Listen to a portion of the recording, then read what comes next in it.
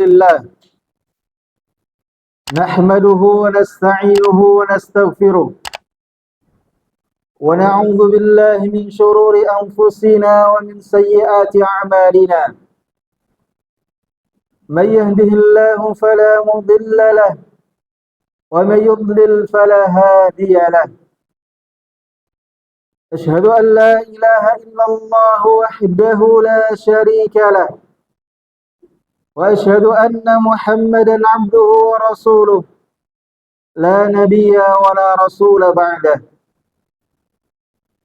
يا أيها الذين آمنوا اتقوا الله حق تقاته ولا تموتن إلا وأنتم مسلمون يا أيها الناس اتقوا ربكم الذي خلقكم من نفس واحدة وخلق منها زوجها وبث منهما رجالا كثيرا ونساء واتقوا الله الذي تساءلون به والأرحام إن الله كان عليكم رقيبا يا أيها الذين آمنوا اتقوا الله وقولوا قولا سديدا يصلح لكم أعمالكم ويغفر لكم ذنوبكم ومن يطع الله ورسوله فقد فاز فوزا عظيما أما بعد فإن أصدق الحديث كتاب الله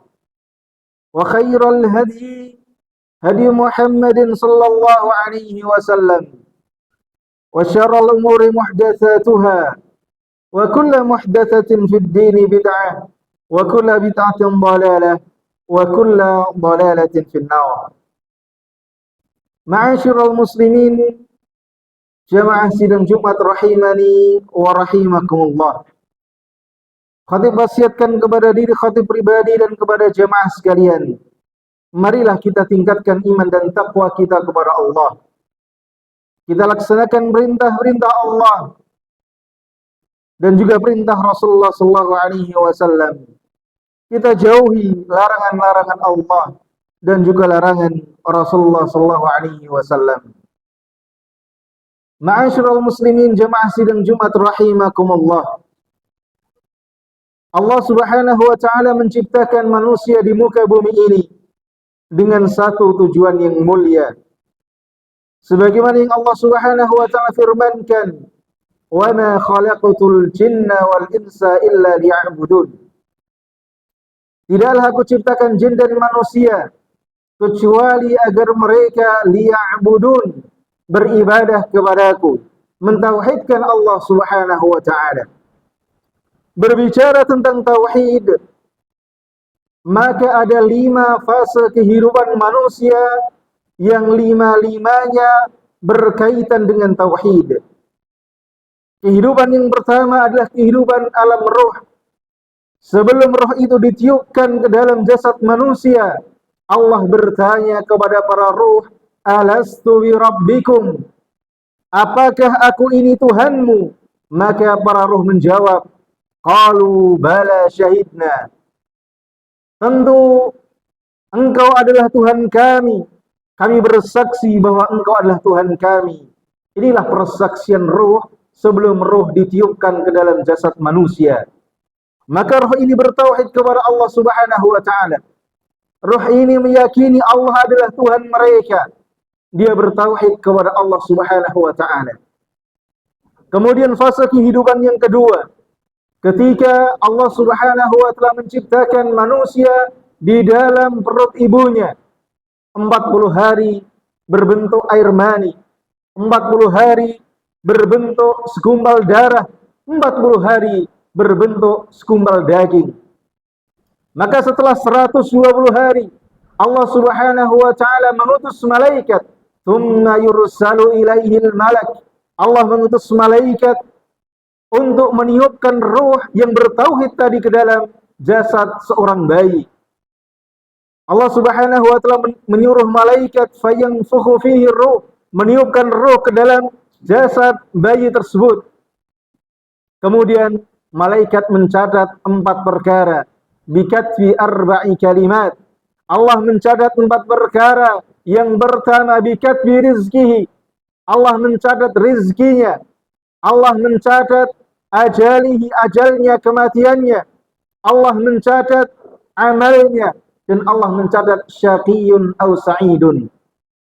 Allah perintahkan malaikat untuk mencatat 4 perkara tentang rizkinya, tentang ajalnya, tentang amalnya, tentang bahagia atau sengsaranya.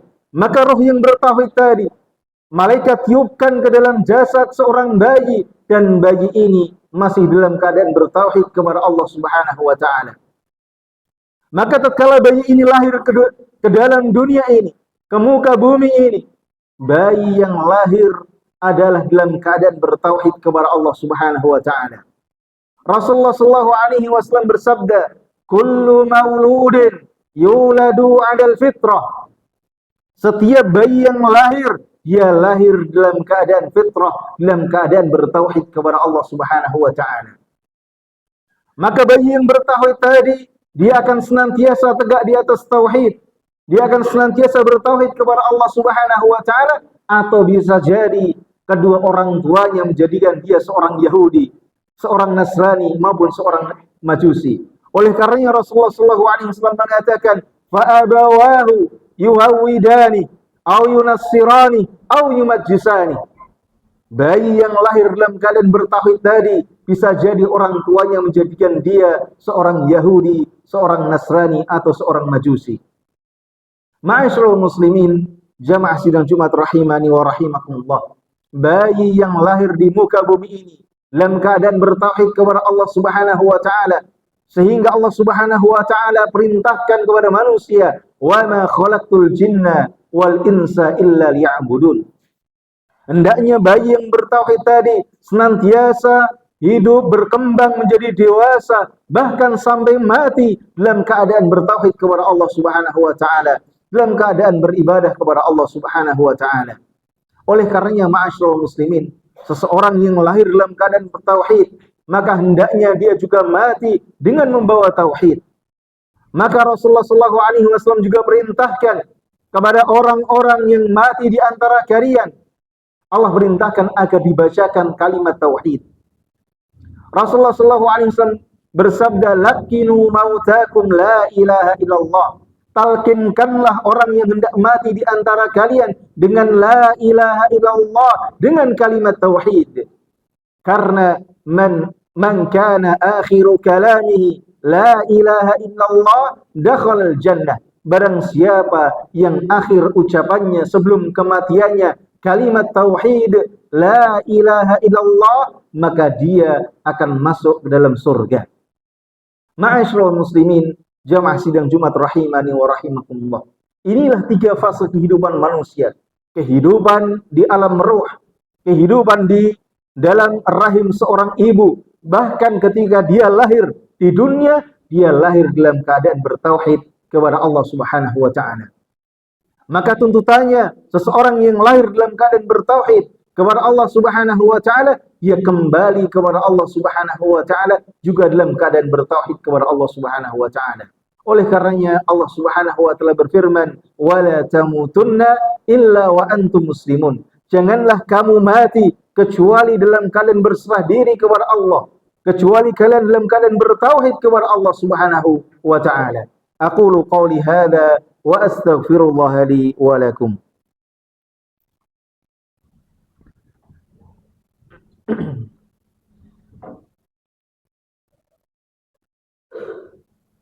Alhamdulillahi hamdan katsiran tayyiban barakan fihi kama yuhibbu rabbuna wa yarda.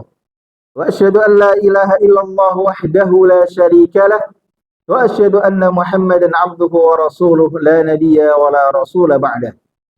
Ma'asyiral muslimin, jamaah sidang Jumat rahimani wa rahimakumullah.